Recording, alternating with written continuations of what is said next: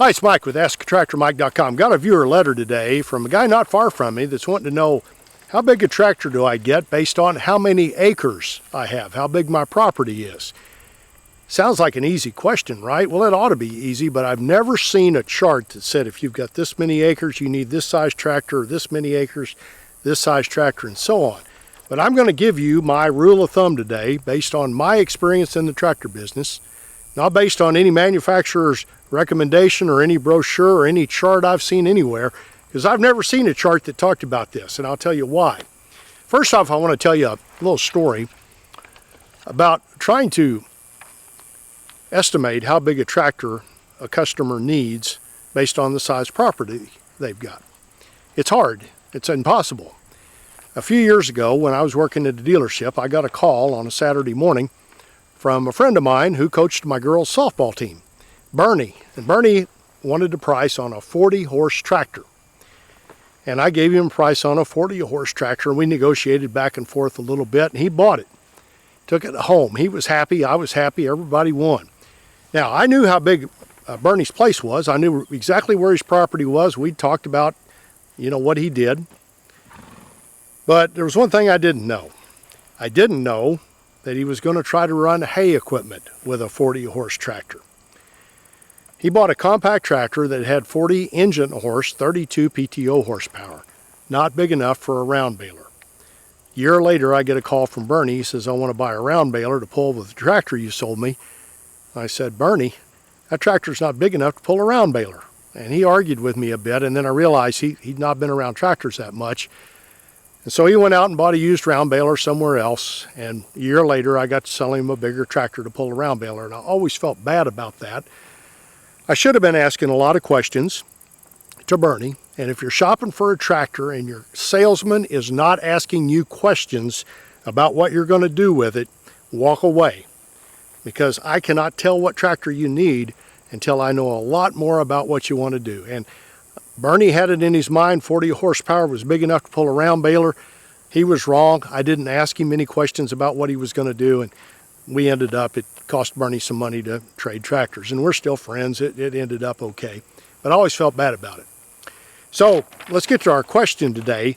This is not an easy question to answer, but we're going to try to give you a ballpark rule of thumb today. The question comes from Richard. And Richard says, hello, Mike. I've been watching a bunch of your videos. Thank you, Richard. I'm in the market for a used tractor. I'm wanting a diesel tractor with a front-end loader. I just bought 17.5 acres south of West Plains, Missouri. That's not very far from where I live. At least half of that 17.5 acres is wooded, but I will clear some of that later. But it does need some work until I can just maintain the property. I've looked at most of your how big a tractor do I buy videos. I haven't seen any that factor in the acres that it is used on. Does that play a role in the purchase? I do have a little bit of hilly terrain, not bad though. Any thoughts? Thanks, Richard. Well, Richard, acreage does play into tractor size purchase. It does. And how it does is the bigger the tractor, the bigger the brush hog, or rotary cutter, or finish mower, whatever implement you put behind it, the bigger the tractor, the bigger the implement, the quicker you'll get done. So first thing to ask yourself is how valuable is my time? If you're working at a job in town and you have very limited time to work on the farm, and hopefully you have the budget for it, get the bigger tractor, biggest tractor you can afford, and put bigger implements on the back of it so you get done. Seemed like a never-ending cycle. I have a 40-horse tractor with a 6-foot brush hog. If I could get one cheap, I'd get a 50 or 60-horse tractor with 7 or 8-foot brush hog, and then I'd probably want a 10-foot or a 15-foot, because the bigger the implement, the bigger the tractor, the quicker you get done, obviously. But let me just give you kind of a rule of thumb for matching the acres to the tractor. And if you've got thoughts on this, because again, this is me, this is not a manufacturer or a brochure or anything, this is just my thoughts based on my experience in the tractor business, put your comments in at the end. If you disagree with me or if you think I'm right on, whatever. But here's my thoughts. A subcompact tractor will be probably below 26 horsepower. And a subcompact tractor will have if you've got a loader on it, about a 4-foot loader bucket on the front of it, and a 4-foot cutter behind it. If it were me, buying for myself, if I downsized, went from the 20 acres we own here to a 5-acre property, and I wanted to keep it cleaned up, I would consider a subcompact tractor. Any more than 5 acres, it's taken me too long to get done. So my opinion is, under 5 acres, subcompact is fine. After a subcompact, you move up a frame size to a small compact tractor. And a small compact tractor will probably have 25 to 35 horsepower, and it will have a 5-foot loader bucket on the front of it. And if it's got a 5-foot loader bucket, it probably means it will carry a 5-foot brush hog on the back and maybe a 6-foot finish mower. So if you've got over 5 acres, up to probably around 15 acres, then I'm totally fine with somewhere between a 25 and a 35 horse small frame compact tractor. Now over 35 horsepower, and especially in that 30 to 40 horsepower range, the manufacturers do some kind of funky things with engines and marketing and frame size. There's an overlap there between the small frame compact tractors to the next size up frame compact tractors between 30 and 40 horse. You have some manufacturers that will put a larger engine in their compact tractors, their smallest frame size of compact tractors, and then put that same engine in their larger compact tractors. And the small tractors will have the 5-foot bucket, the bigger tractors will have a 6-foot bucket, but they may have identical horsepower. And the bigger frame tractor is a lot more money. And the reason it is, it has a lot more frame, it has a lot more metal, it has a bigger hydraulic pump and all that stuff. It can pick up more, it can pull a bigger cutter, it can lift more and all that, but it's got the same engine. So horsepower is kind of a misleading number in this whole equation.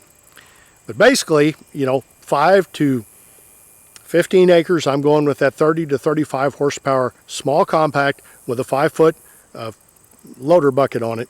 If I get over 15 acres, I want at least the medium size framed compact tractors, the 6-foot bucket equipped compact tractors with a 35 horse and up to probably 45 horse. And so I can pull a 6-foot brush hog. Now where it gets tricky is if you're going to do something with that tractor later on down the road. If, like my story with Bernie, if you're thinking, oh, sometime down the road I'd like to have a hay cutter, like a disc bine or a disc mower. Or if you're thinking about you're going to clear that land, Richard, and move some logs with this tractor. Or on the other end, if you want to haul the tractor around with your half-ton truck or your Suburban, or if you want to put it in the garage and the roll bar doesn't fold. So there are so many factors that come into picking the right size tractor for you. You've got to factor all these in. But if all I'm looking at is how fast to get my brush hogging done, that under 5 acres subcompact 5 to 15, 25 to 35 horse, and over 15 acres 35, 40 horse plus, then that's my rule of thumb. Now, if you're thinking about on down the road, you'll have the exact tractor you want and you'll never want another one. Most of us want the next size up tractor. I've got a 40 horse tractor with a 6-foot cutter. If I could get a similar size tractor with a bigger engine that would pull a 7 or 8-foot cutter, I'd be all in. And then I'd probably want a 15-foot cutter and a bigger tractor yet. So we never are happy with what size we get, but we want to get close enough that we don't have to trade, because the quicker you buy a tractor and then have to trade it, the more money it's going to cost you. The longer you can hold on to that tractor, and maybe this is the last tractor you'll ever buy, the less it's going to cost you, and that's our goal, really. So that's my rule of thumb. Again, that's just coming from me. What's your opinion? Am I in the ballpark with my graph on under 5, 5 to 15 and over 15, or am I way off? Put your comments down below, because I always like to hear what my viewers say. Maybe you've got a different idea, and maybe Richard will read one of your ideas and say, yeah, I think this guy's got it. That's fine with me. It's kind of a tractor forum in the comments. Appreciate you watching my videos. If you'd like to subscribe to my YouTube channel, click here. Here's a link to my website and the Tractor Fun Store with unique items for sale for the tractor owner. Great place to get Christmas gifts. And here's another video you might want to watch. Thanks for watching.